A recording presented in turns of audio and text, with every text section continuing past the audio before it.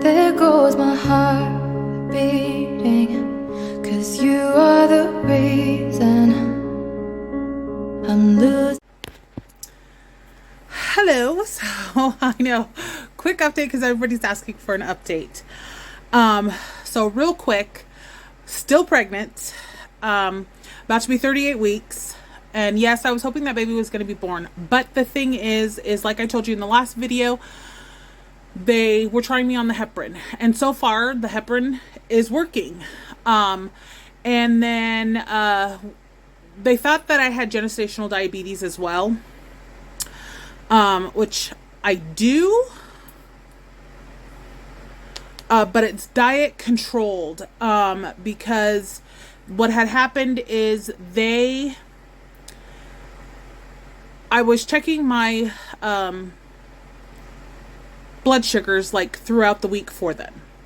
And I was doing great during the day, but then at night during that fasting time between when you sleep and when you wake up, I was waking up with high numbers, like in the hundreds, and like above 95, I think is what they considered high.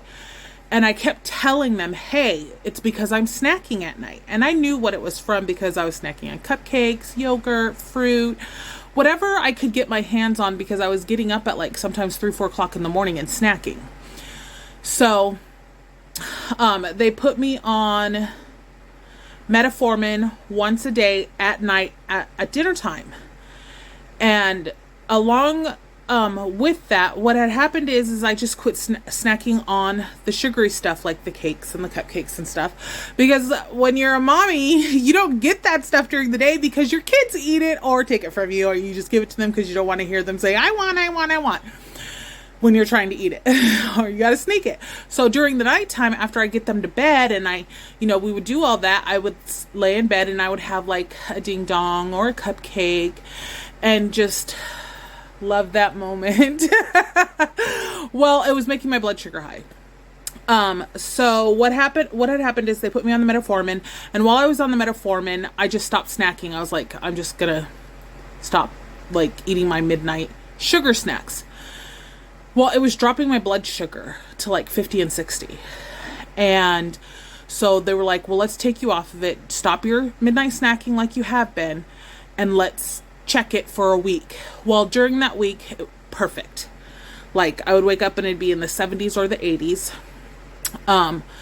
And I was doing something I can't remember, and I wanted to test it though before I went to my appointment. And so what I did, because I wanted to make sure that that was it. And so what I did is I decided to take that metformin when I wasn't snacking. And sure enough, it was the metformin lowering my blood sugar really low.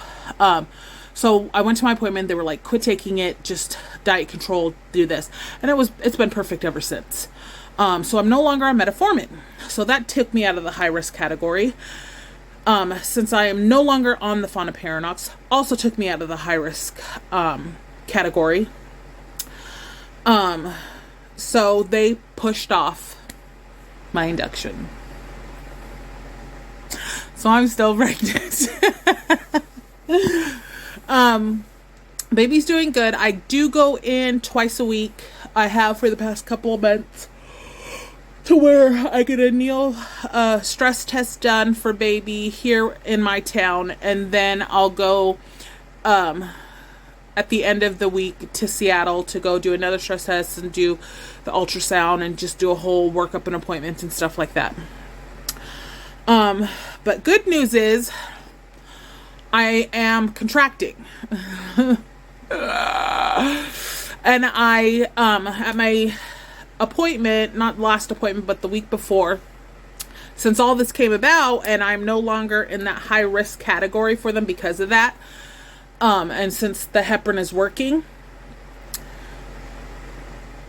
we decided that at 39 weeks, which is next week, I'm so excited, we are going to do a C-section. But if I go into labor before then, I can do my VBAC. I can try for my VBAC. So that's what we agreed upon. I have been contracting. They are just not staying regular. Like, I will contract. It started, I think I told you guys before, it started to where I would contract all night long. I mean, yeah, during the night. And then morning time would hit and they would just stop or slow down or spread out. And that was along with Braxton Hicks. But now for the past week, I'm contracting all day long. They're just not staying consistent. I'll contract for like about 3 or 4 hours and I'm like, oh, okay. And they'll pick up and then they'll just stop. And then I'll lay down for bed. I'll contract some more. And then they'll just stop.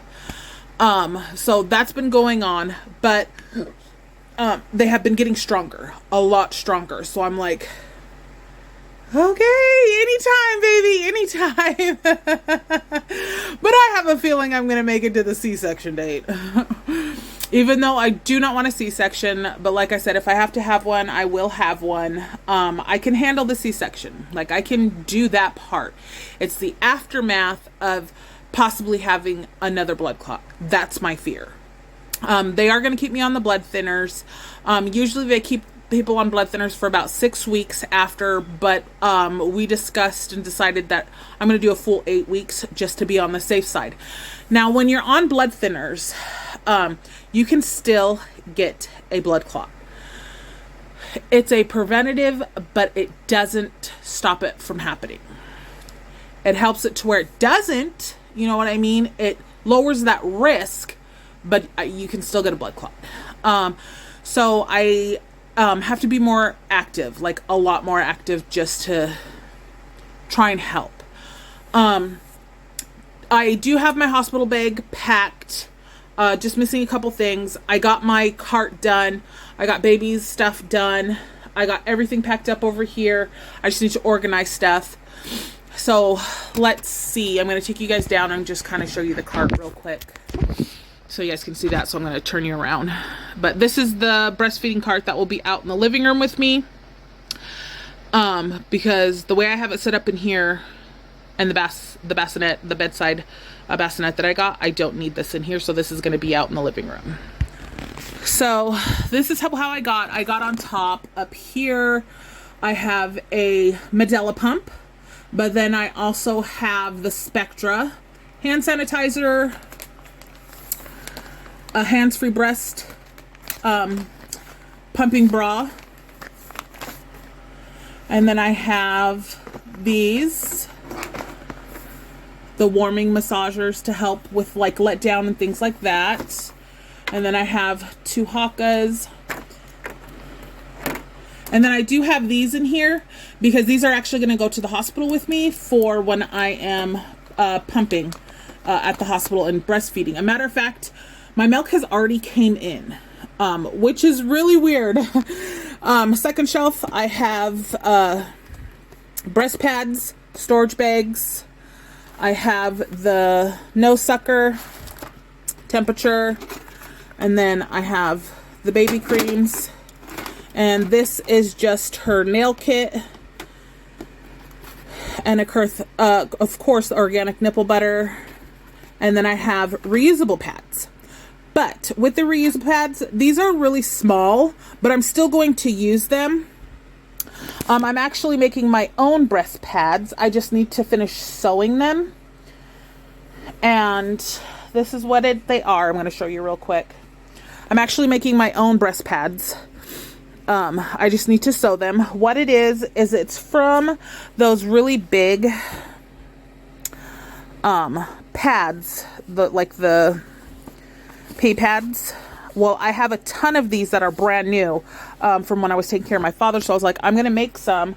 And I decided to make them way bigger. I just got to sew them and then trim them and then put the things on them so they are good and don't open and stuff. Because when you're using breast pads, like, I'll show you. These are the biggest ones that I have right here.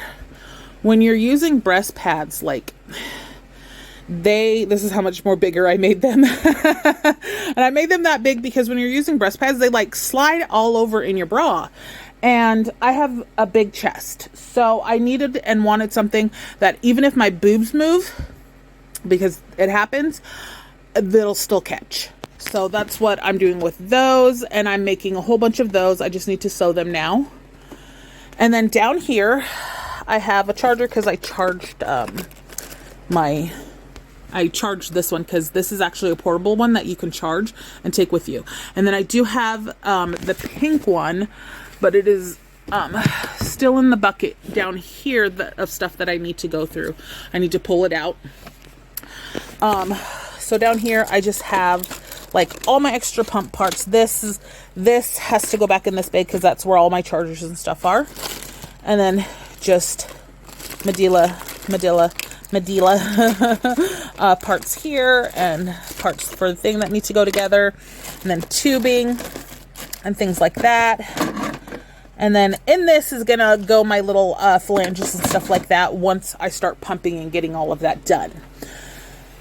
And then like over here, okay, this is kind of a mess, but well, it's not a mess, right? I know what everything is and how everything is stored in here. This is for her just cloth diapers. Let me get up. In here, all of this has been sterilized. In here I have her pump parts, all of the bottles, glass bottles, things like that. This is just stuff that I'm going to be taking out these and putting them with the pumping stuff once it's time. And then I have all of her stuff right here. And this is cloth diapers that we are not using at this moment because I just have her cloth diapers that she's going to be fit as a newborn from like 1 to 3 months or 0 to 3 months, and then I can just pull these ones out. I haven't set this one up yet. I can actually go there. And then of course I was given one of these, but I don't think I'm going to actually use it.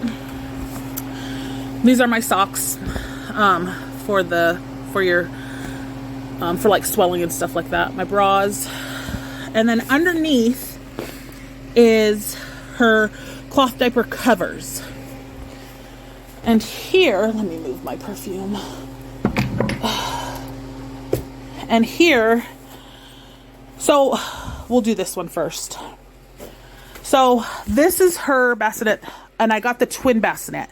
And the reason why I got the twin bassinet is because this is the side that she's going to be laying on. It's going to pull up to my bed. And on this side, I have her cloth diapers.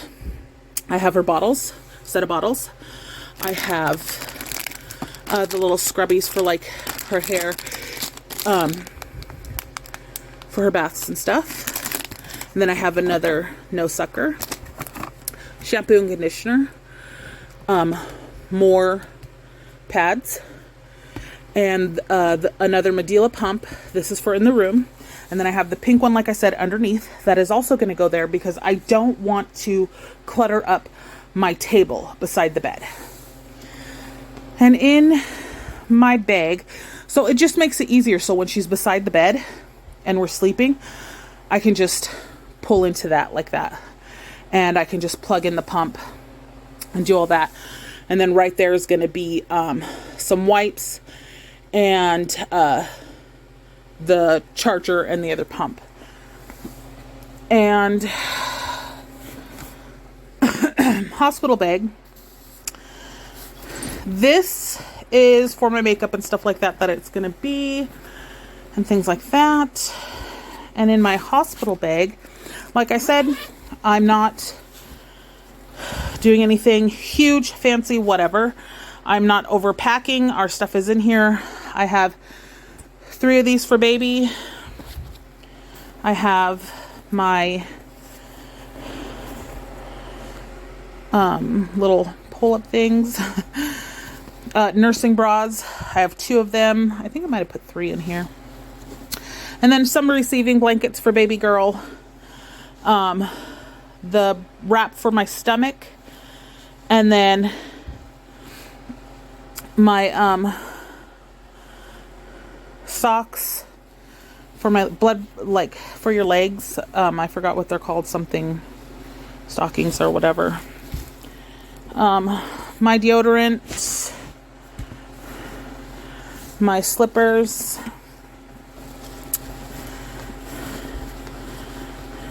more of these in here. And then all I need to actually get for in here now is just my clothes for me and baby. I mean, for me. And I'm not packing a bunch of clothes for myself because while I'm in the hospital, like I said, I got a nipple in here. Oh, I got a nipple in here for her as well. Well, a binky. Got binkies in here for her as well. And then I have, in one of the other pockets, I have just like a hat and some booties and socks for her as well. So, and then I'll put my makeup in here and put it in here. And then I do have another case. It's a really big case, for, my shampoo, conditioner, and all of that. And then I will be bringing my own towel as well. And then back over here. So, like I said, her diapers right here that we're not going to be using right away. And in this bucket here, I have all of her 0 to 3 months, a little bit of 6 months that seem a little bit small that she's going to be wearing now. And then when she grows out of this, I can just wash it all, put it back in the tubs, pack them out. Done. Move on to the second tub down here. These are her blankets. And then this is 6 to 12 months down on the very bottom here, to where when I'm done with this, just put them out in the garage, wash, put them out in the garage. They're good to go. And then same here. We will go through it. And then as she grows out of it, I'll be putting it into this tub. Just that easy. That's what I'm doing. And then up here, I have her wipes, cloth wipes, hats, her bibs, and her bows, and then washcloths. And like I said, I'll get that all situated and put the way that I need as it comes for here. Because I will be moving over this bucket to right here, so just so I can get at it. And then I do have this bag right here for just in case we need anything else, but I don't think I'm going to need anything else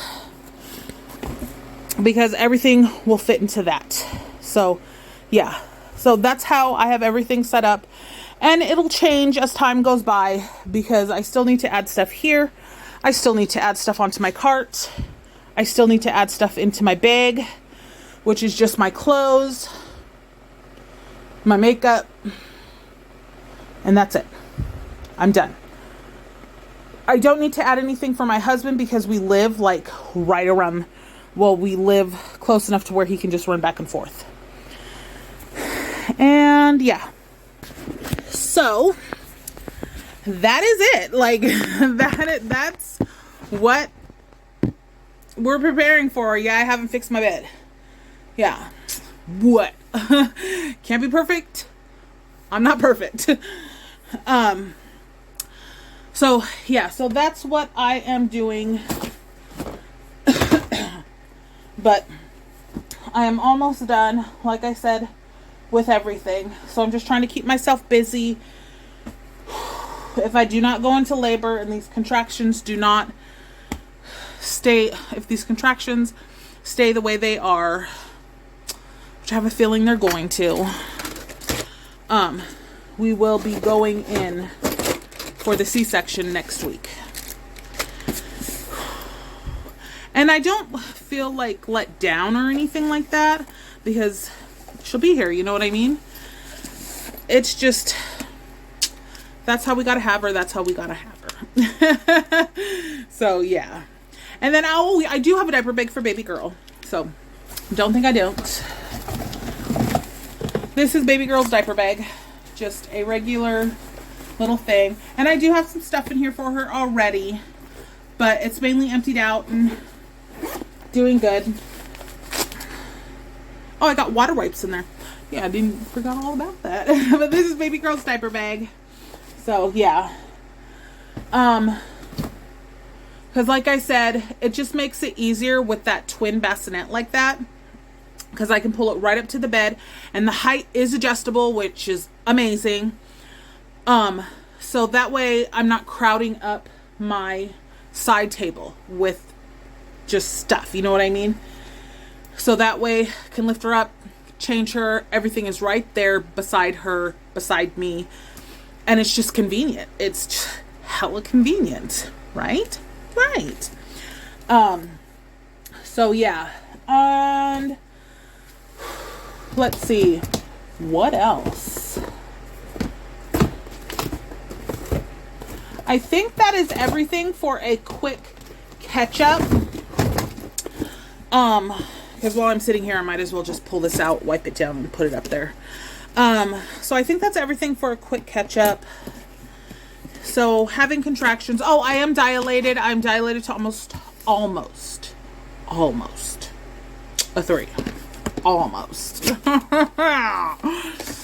So I'm hoping that these contractions, because I go in a couple of days for my checkup in Seattle, so I'm hoping that I'm dilated a little bit more, at least to a 4, and they can be like, hey, you know, if you don't want to wait until next week, since you're a 4, we can break your water and just start this process. That's my hope, but with my luck, she's coming out on the C-section. And now, in my hospital bag, you always see people packing like for a C-section or the VBAC, which I did do. I did not pack, I got a wrap already. Those are the compression socks. That's what they call them. I got compression socks in there already. But if they do offer them there at the hospital, so I will take them. And then I'm hoping that I still fit that wrap that's in there because it's really loose, because I used it with Bubba as well. But if not, they will offer me one at the hospital as well. So yeah, so that is what I am doing and getting ready for. Sorry, I gotta unwrap everything because I'm just gonna set it in there because I don't need that rechargeable one, the blue one, in the bedroom, because I really do love the Medela. Like I used them with all of my kids, and I really do love it. Like, it's my go-to pump. But I wanted to try something different just to see, because everybody was raving about the Spectras. Everybody's just raving about them. And the reason I have both the Spectra and Spectra 2 is because this one is portable. I just have to charge it, and it can go anywhere with me. This one is not, but it offers like the light, and it offers like all of that stuff.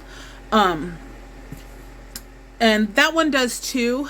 And I'm just hearing great things about this. So that's why I got this. But and I also got the converter for this to where I can use my Medela parts, which is amazing, with this. Because this only came with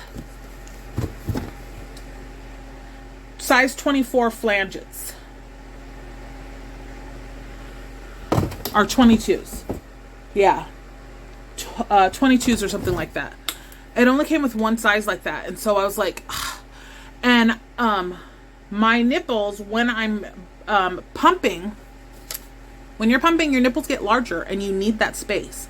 And I have 22s, 26s, all the way up to like 30 something, 35 or 38 or something like that, with my Medela pump parts. And I just switch my cups, my cups, every time I pump. If I need something bigger that day, I can do that and switch it to where I am completely comfortable. It's not rubbing against the side. My nipples aren't cracking.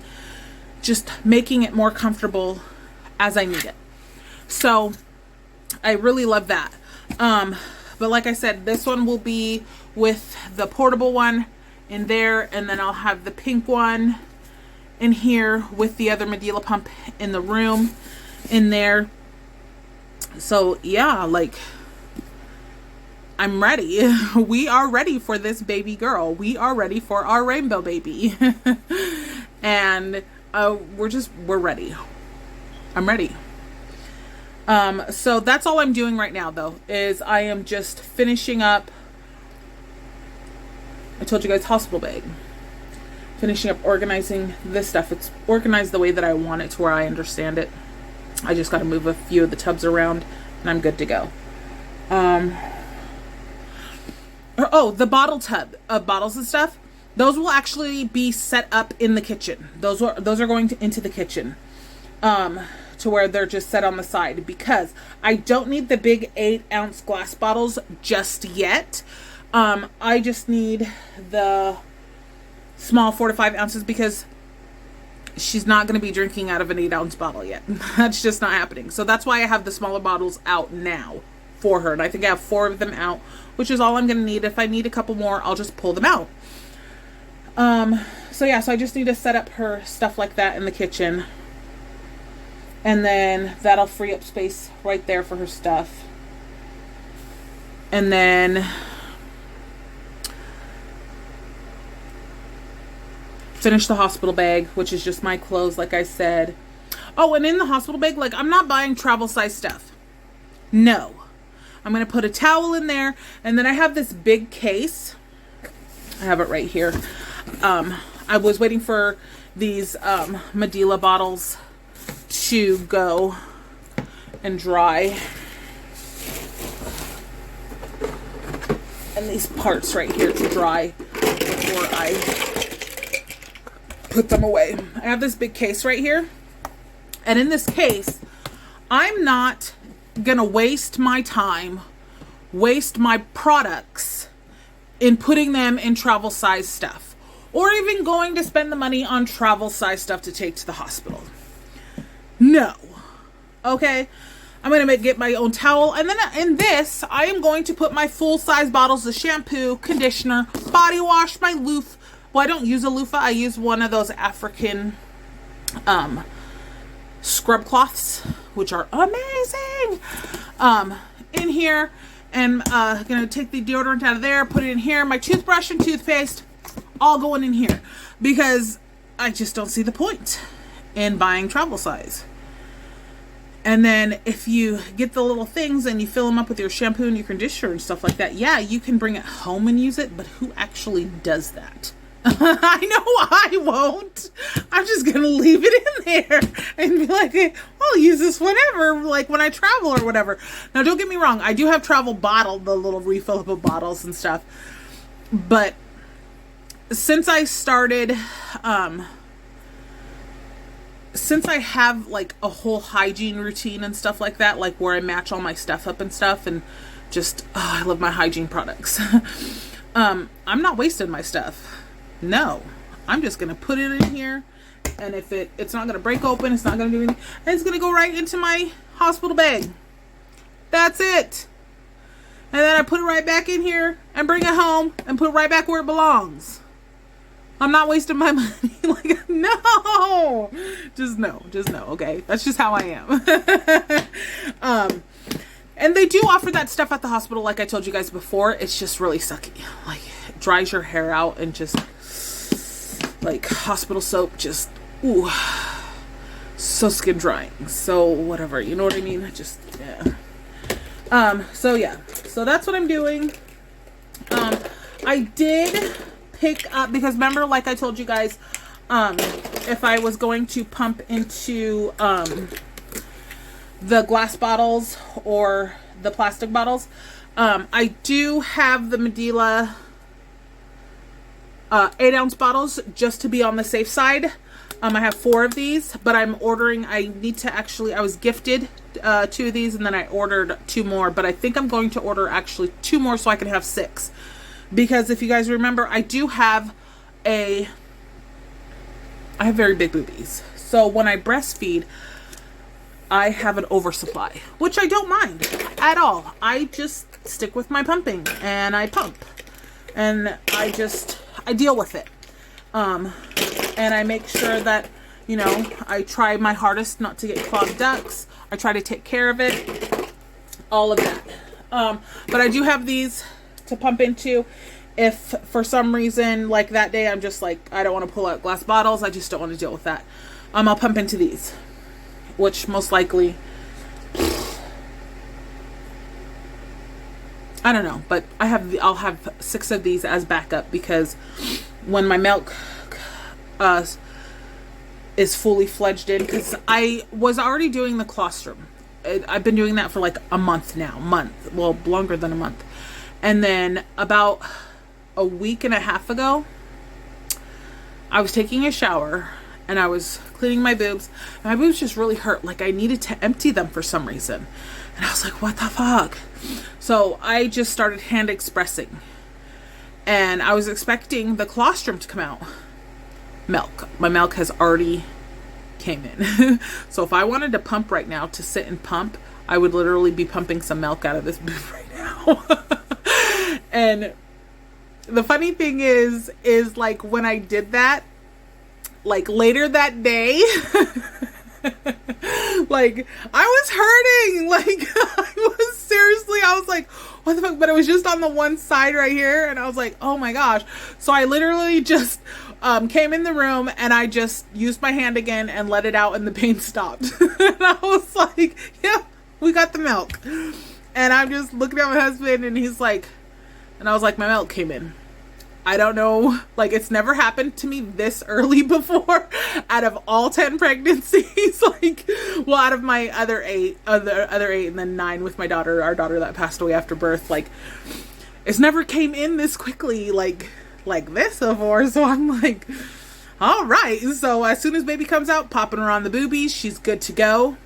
And I am actually thinking about pumping, just to start pumping, because she's going to be here next week. And so I've been hand expressing though, to relieve some of the pressure that's in my boobs, just to release some of the milk and stuff. And I was kind of upset that my milk came in early like this, because like I said, it's never happened, because it didn't give me,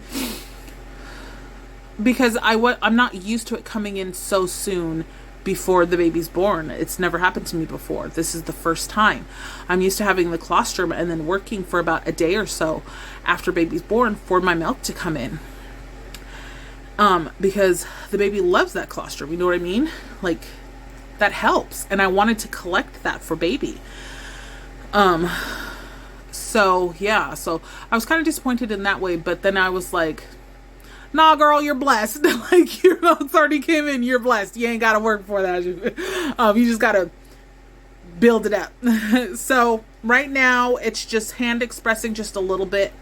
When my boobs start to hurt, I just express a little bit. Milk comes out. I'm good to go. And I do that probably about like twice a day now, just to relieve the pain that they start to get in, like on the sides and stuff up here. So I know if I actually pump, like if I start now, not only, that might help with labor, but I think I'd have a pretty good amount, like built up amount by the time baby girl came. 'Cause that gives me almost 9 days to get that, so yeah, that's also exciting for me. So that is my update. My next update, guys, baby girl will be here. Okay. I'm not sure if I'm going to film that or not. We'll see just how I'm feeling and if I film that. Okay. But that is my update. So she'll be here next week. She will be here because it is Wednesday, Thursday, Friday, Saturday. Wednesday, Thursday, Friday, Saturday, Sunday. Oh, she'll be here in like 8 days. Okay. Yeah, there we go. 8 days. Next week. And it's going to come quick because this is going by real quick. So, yeah. And what a journey. This has been a journey. So I will talk to you guys later on the next update. She should be born. And if I do go into labor before that, I will update and just be like a quick, hey, she's here. Here she is. And I I'll let you guys know how it's going. So the next update, baby girl should be here. So I hope you guys are doing great. And then I think the next thing, since she'll be here, is I will give you guys, you know what, I think I will kind of just show you like the hospital stay and how it goes and what I do and things like that in the hospital. I don't know what, I've seen a couple other, I don't know what it is, but it's just like first 24 hours with baby and hospital and things like that, and then bringing baby home. And then I'll kind of do like a first like couple days of baby at home, because even though in my head I have a routine down for me and baby, once baby comes home, I still need to physically do that routine. You know what I mean? So I think I'll do that and kind of show you guys how I kind of am going to break into the new routine here at home with baby, with pumping, taking care of the kids, making sure that I'm up moving around like I need to from the C-section, scar cleaning and things like that with the C-section, and how I just kind of do it day to day, getting the routine down. So yeah, and my husband is going to be home during that time, so I should hopefully, in my head I have a really good routine down, but you already know things change all the time and your routine gets thrown off by the littlest things. So yeah, I think I'll do that for you guys. Yeah, okay, so I hope you guys, like I said again, you guys are great, and I'll see you on the next update.